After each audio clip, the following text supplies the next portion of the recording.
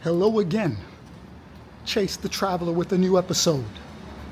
Back for another edition. So today, we are going to discuss the love of my life. Yes, in Japan, I've been in love a few times, but there was one person, only one person that I can say that really captured my heart. One lady that I really fell in love with. One lady that was very dear to me, special to me. And of course it went sideways after a number of years. Of course, we battled, but the love was there. It was innocent. It was pure. It was exactly what I wanted. But I think my lack of knowledge on how Japan worked, society, and her lack of knowledge of me definitely resulted in our relationship's demise. But she was my only true love, and till this day, even though we're not together, even though we banged, even though we battled, even though we definitely did things to each other that were not in our best interest, I don't think she'll ever find someone like me, and I don't think I'll ever find someone like her. So, without further ado, let me tell you about the love of my life, the woman that I truly loved and still do till this day, but it's too late. So, I don't know if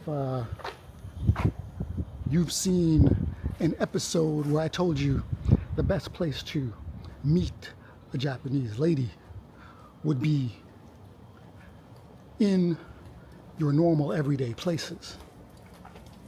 Now, when I first got here in 1992, I think probably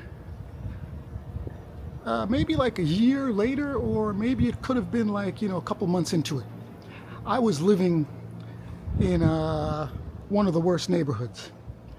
And on the opposite side of that apartment that I had was a guy that, was a white guy, that I used to see, like, getting out of the apartment. He lived like right across from me.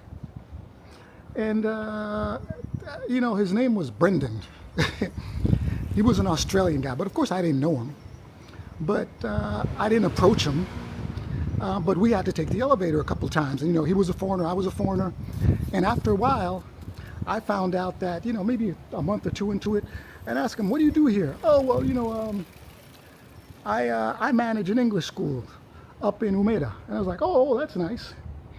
And of course, the wheels in my head started turning, because back then, being that I was a black man, I could not just walk into an English school and have them hire me, because they only wanted white people, they only wanted native speakers, and I didn't fit that image that they wanted. So therefore, most of the jobs that I got were through some kind of referral, or somebody knew me and said, hey, something, take a chance on this guy. This guy's good. He's good people. Let him, give him a chance. So this time, I don't think that I didn't know him. This guy was from Australia. I think he was from Brisbane or something. And but I was living right across from him in the other apartment right there. So so I don't know if he did it because, something, if I don't give this guy a job, he lives like right there. He's like right there. So let me just do what I got. Let me just give him a job. So of course, they were never, he didn't give me like a full-time job, but he gave me a couple of days, which is enough, which was really enough.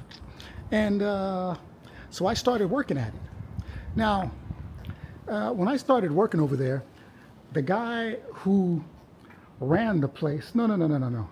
The guy whose name was at the door was like a famous American Mormon. I'm not going to say his name over here, but he was an American Mormon. He used to be a lawyer back in the States, but then he was like a big shot in Japan. But, so his name was, at the door, but he didn't really own it. They were just using his name. The Japanese were using his name and his image to sell a school to people. And back then, they were charging people like $30,000, and you would pay in installments in order to speak English or learn English. So we were well paid. So now Brendan hired me. Now, when I just got into Japan, like I said before, I don't know if you've watched some of my other videos, I did not know what I was doing. I didn't understand how to teach. I didn't understand, I didn't even want to teach. But it was just like something, and this is Japan, you only have a couple options. So, so I started, he said, okay, hey, here, go ahead. You're teaching, here you go. And again, everybody in there was white who was teaching. And all the supporting staff were Japanese. And then there was me.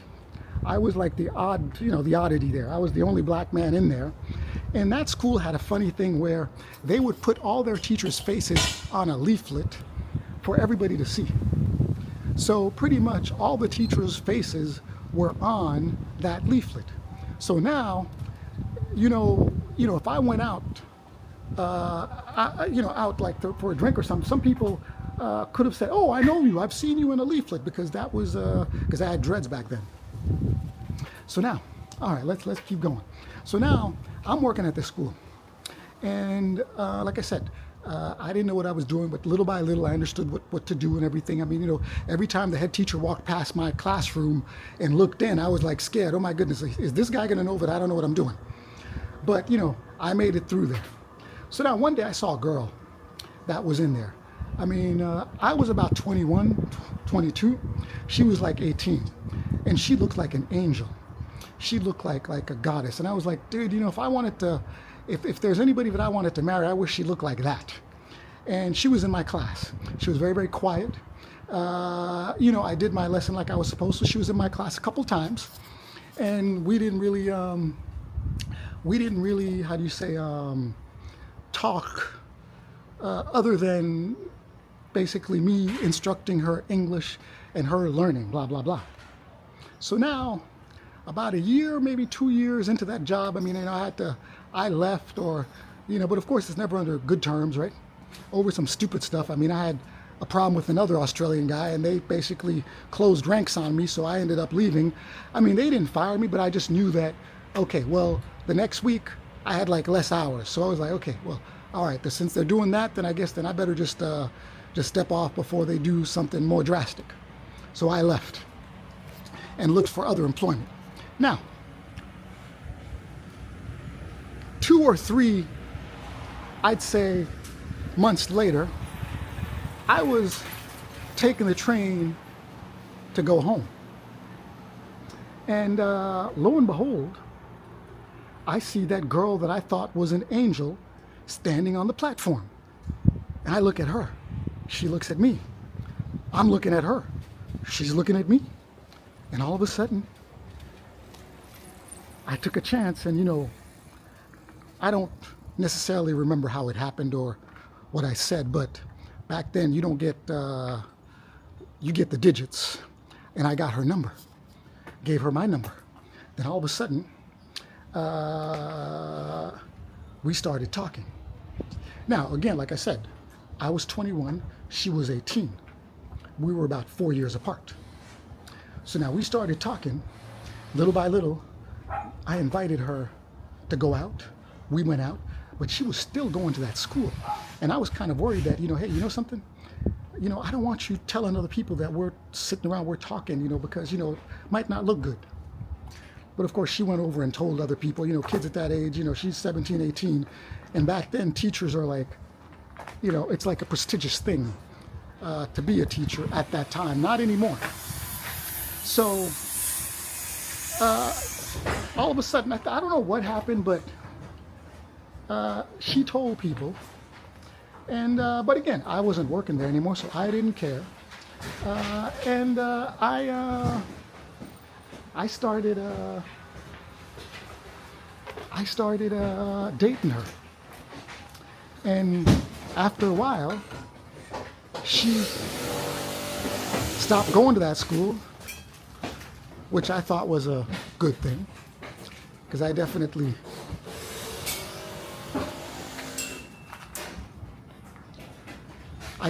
did not want to, how do you say, I did not want to have a situation where I'm dating somebody and she's in a certain school. A lot of construction going on here. I mean, I don't understand how you could have a door and then the bathroom is right there. But that's what happens in Japanese houses. So I guess they're going to remodel that. So anyway, let me get back on topic. So now we're dating. I mean, this girl was, again, at that time, our dates were really cute. I didn't take her out a lot because I understood that I did not want to walk around with her because she was just beautiful. She was a fox. And in Japan, when you're walking around with a good-looking Japanese girl, that could get you in trouble. I don't mean nobody's going to come out and beat you up or anything, but then people are going to be looking at you, people are going to be wanting to talk to her, find out what's up with you, and you don't want that talk around her. So therefore, almost for like 3 years every day, we would basically go and meet at some building area, and we would just sit on the stairs there and talk. We would talk for like 2 hours, 3 hours, then we'd go back home. You know, I mean, she'd go to her house, I'd go back to my place, and we did that for years. And she was, you know, she would call me up. She would like leave long messages on my voicemail back then, you know. You didn't have cell phones, so she had to leave a message for you. She would write me poems. She would do all sorts of things that a man would really appreciate. She would make you feel good. And not only that, she looked good. She was coming into herself. She was really everything I wanted in a woman, physically. And socially, mentally, she was still innocent enough. She didn't really speak English to the extent of where I thought that would not be, it would be because she had been with other foreigners, which a lot of foreigners over here don't like, especially the ones that have been here for a while. So she hadn't been exposed to that. And everything was very, very, how would you say? Everything was very, very the way that it was supposed to be. And for years, we were like lovebirds. We were lovebirds, and we definitely enjoyed our time together. And again, she was a fox. Honestly, in Japan, not very many Japanese women, when you turn them around, look like a sister. And at that time, of course, she's changed now. She doesn't quite look like that anymore. But she was definitely a fox. She was definitely, like I said, when you turned her around, she looked like what your African American lady would look like from behind. I mean, the most desirable ones. And she was part of that. And she looked really, really nice. She looked really, really good. And I really, really enjoyed my time with her. We enjoyed our time together. It was innocent, it was sweet. And we were definitely in love. We were most certainly happy. And of course, that happiness lasted for a very long time. Now, of course, things went south when people started to interfere in our relationship. Hello, hello. Things definitely went south, but things were very good for a very, very long time. And you know, Right now, when I see foreigners out there with Japanese ladies, honestly, none of them look like her. None of them look as good as her. And you don't see foreigners with nice looking Japanese ladies like that anymore. Back in the day, 20, 30 years ago, you used to see it once in a while. And I mean, I've told you that I've had a few foxes. I've had a few frogs too. Now, I've told you I've had a few foxes. And this was one of those foxes. This was one of those ladies that definitely, if I had done one or two things to the right, or if I had done one or two things to the left, we probably could have still been together. We probably would have succeeded. But I didn't have the experience back then. I didn't have the knowledge back then. And there were a couple things that I didn't anticipate, a couple things that I could not predict, a couple things I could not prepare for. So therefore, we are no longer together. But again, the reason for that is outside interference. And when there's interference from the outside, you don't know where it's coming from because nobody's going to tell you. And that's one of the big things about living in Japan, is that there are a lot of backstabbers. Things can go south really, really quickly. And when they're going south, you don't have knowledge that things are not going the way you anticipated. You don't have knowledge because you're behind.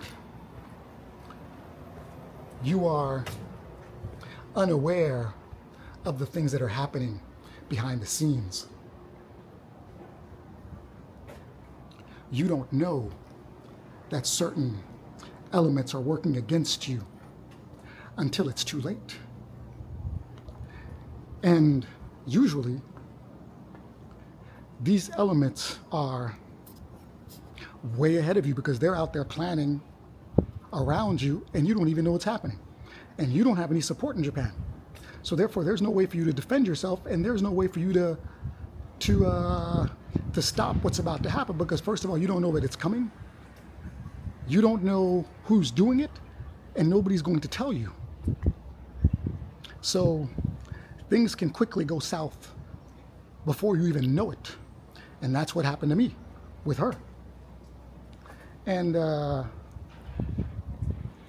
again, sometimes it makes you stronger. It makes you smarter. But yeah, that was a true love story. And that was probably the only woman that I ever loved in Japan that really captured my heart. But again, some of these Japanese women, you got to worry, because if you work too much, which was my case, you're out there working 7 days a week, which I did that for a long time. You work 7 days a week. Before you were giving her some attention, now all of a sudden you're not giving her any attention, and she doesn't like the fact that you're always working. You could have problems. In your mind, you're thinking, okay, I'm working for us. But in her mind, it's like, oh, look at these people, they're happy, and they're not worried about money so much. But then as she gets older, she's worried about money. So a lot of things can go wrong when you find the perfect relationship in Japan. And the reason that things go wrong is, again, because a lot of people don't understand what can affect your relationship in Japan. A lot of people don't know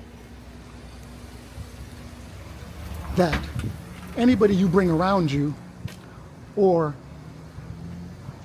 if you go into a Japanese household, if you have a problem with that one person in that household, everything can turn against you. And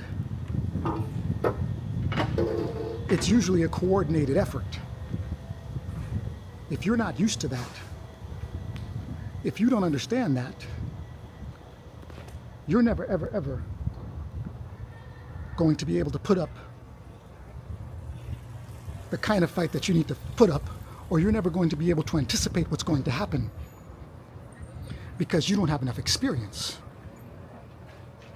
And you're going to need that experience, or you're going to need somebody to explain that to you,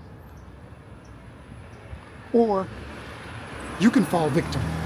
And in this case, I would say we both fell victim because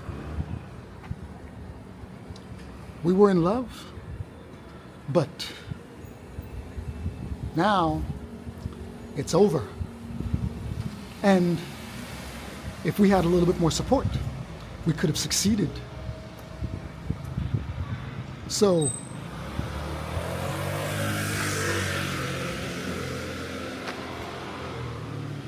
I'm going to go and say that if I knew more about Japan back then, I would have done things a little differently and we could have succeeded.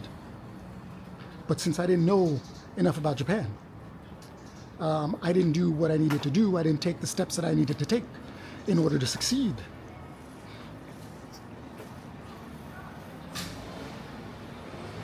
So, definitely, do I have any regrets? Of course. Do I wish I can go back? Of course. Can I go back? No. Never. But sometimes you get an opportunity like that once in your life. And if you don't know how to handle it, you won't get another opportunity like that again. So,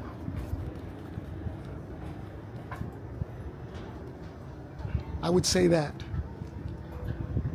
if you ever fall in love in Japan, the less people around you that you expose yourself to, the better off you'll be. When it comes to her family,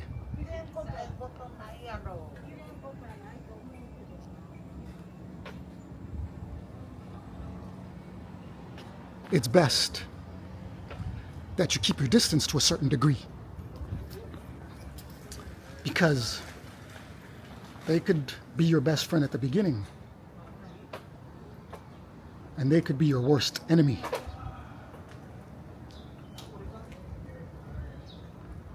And that could most certainly affect your relationship in an extremely negative way. So, think about it. In Japan, you got to keep your distance from people.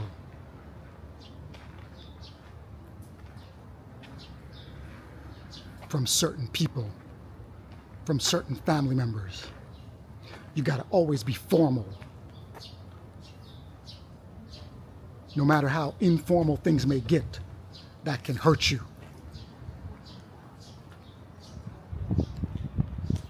And if you follow these rules, you'll most likely succeed. Again, you got to make sure that nobody can talk about you or around you. Because again, even if they don't know you, as soon as you shake their hand, they know you, even though they don't know you.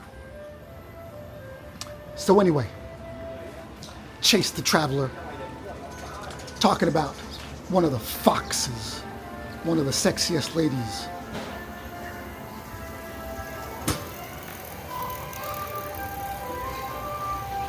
One of the love of my life that I had in Japan. We spent many years together happily, but of course, it's not the case anymore. So anyway, thank you very much. Please like and subscribe and share. Would much appreciated. And if you really want to know Japan, it's important for you to watch all the episodes, because that will give you an idea of what it's really like. That will give you an idea of what life here really is all about.